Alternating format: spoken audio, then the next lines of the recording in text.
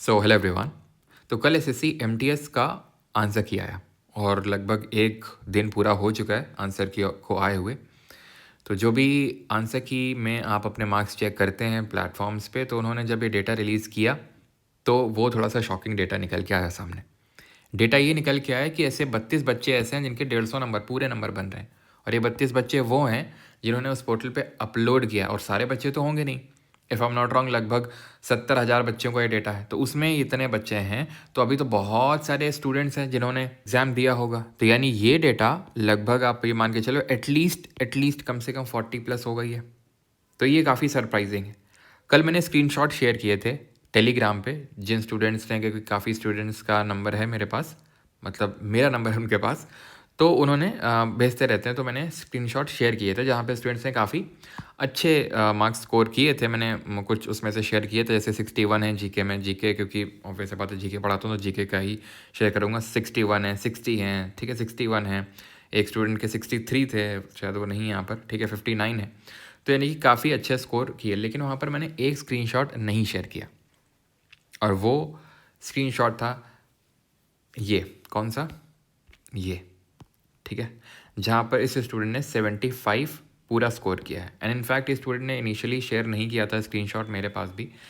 हमारा एक अभी जो मैं आपको पता है मेंस का एग्ज़ाम हुआ सीजीएल मेंस का, तो सीजीएल मेंस का हमारा मेंटोरशिप प्रोग्राम इस बार हमने स्टार्ट किया। तो उस मेंटोरशिप प्रोग्राम में उसी जो मेंटोरशिप प्रोग्राम है उसी का ही ये स्टूडेंट हिस्सा था। बाद में इसने अभी कुछ टाइम थोड़े देर पहले बताया कि सर मेरे इस तरीके से मार्क्स है, मैंने शेयर इसलिए नहीं किया था क्योंकि फिर आप शेयर करोगे तो स्टूडेंट का इस तरीके से आएगा, इसलिए मैंने शेयर नहीं किया था। अब यहाँ पर स्टूडेंट के 25 में से 25 मार्क्स हैं, पूरे मार्क्स हैं जनरल अवेयरनेस में।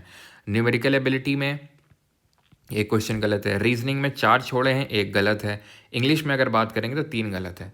तो ये एकदम परफेक्ट सिनेरियो तो नहीं है कि हम पूरा ही इस पर डाउट कर सकते हैं कि भाई नहीं है, क्योंकि काफ़ी सारे आप यहाँ पे देखो ना, ये तो 138 हो रहा है टोटल, ठीक है, तो 138 हो रहा है अगर हम बात करेंगे तो, ठीक है। यहाँ पे अगर आप देखेंगे तो 138 तो फिर भी चलो यहाँ पे आ जाता है आपका, ठीक है।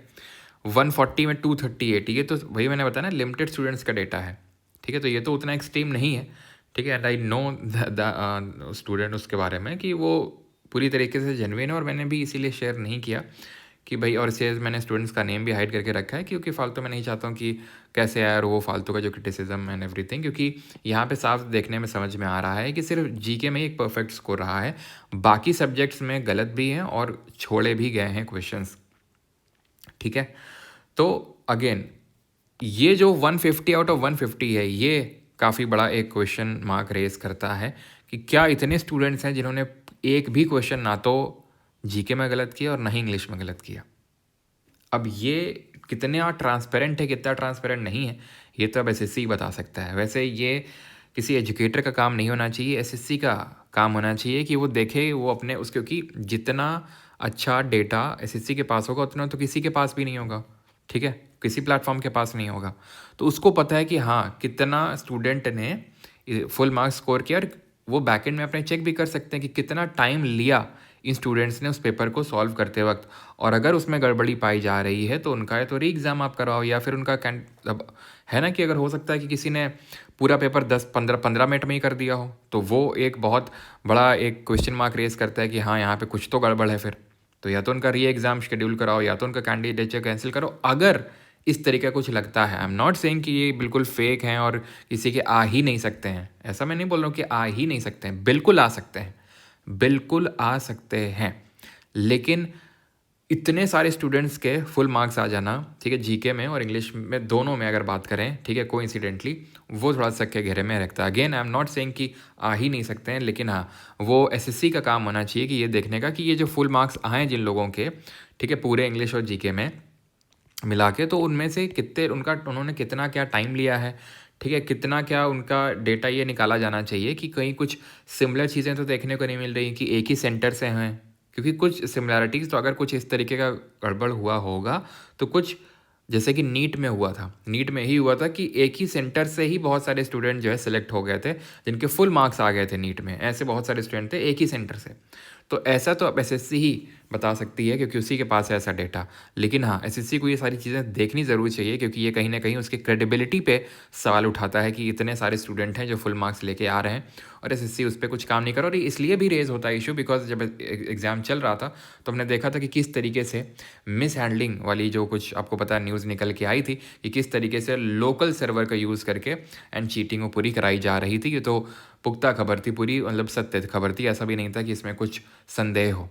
तो वो जो सारी चीज़ें हैं वो और क्रेडिबिलिटी पे क्वेश्चन रेज करती हैं कि क्या ये वही स्टूडेंट है उसी तरीके से जो चीटिंग करके पास हुए हैं। नॉट सेइंग कि हुए ही हैं, लेकिन क्वेश्चन रेज होता है यहाँ पे उस चीज़ पे क्रेडिबिलिटी पे। तो एसएससी को ये देखना चाहिए कि ये कौन कौन स्टूडेंट्स और इन्होंने कितना क्या टाइम इन्वेस्ट किया है, कहीं कुछ सिमिलैरिटी तो नहीं नज़र आ रही है कि इन्होंने सब ने एक ही सेंटर से एग्ज़ाम दिया। तो वो सारी चीज़ें देखने का काम है। बाकी तो मैंने जैसे आपको बताया इस स्टूडेंट का जो केस है, ठीक है, जीके में इसने 75 आउट ऑफ 75 स्कोर किया। बाकी इंग्लिश में आप देख सकते हैं और रीजनिंग और मैथ्स में भी देख सकते हैं। Yes, he is our student, मतलब जो मेंटोरशिप प्रोग्राम रहा था हमारा। I am not telling this thing कि भाई ये वो करने के लिए कि देखो ये हमारा स्टूडेंट है, ये क्योंकि ये टॉपिक ही उसी, मतलब ये वीडियो उसी टॉपिक पे है, इसलिए मैं आपको दिखा रहा हूँ कि हाँ इसके भी आए हैं, लेकिन आई कैन एश्योर कि उस तरीके का नहीं है। बाकी वो चीज़ें आपको भी यहाँ पे दिख रही हैं कि किस तरीके से ये यहाँ पे उसने क्वेश्चन छोड़े भी है, कहीं पे गलत भी हुआ है। I am no one to जज और no one to say anything.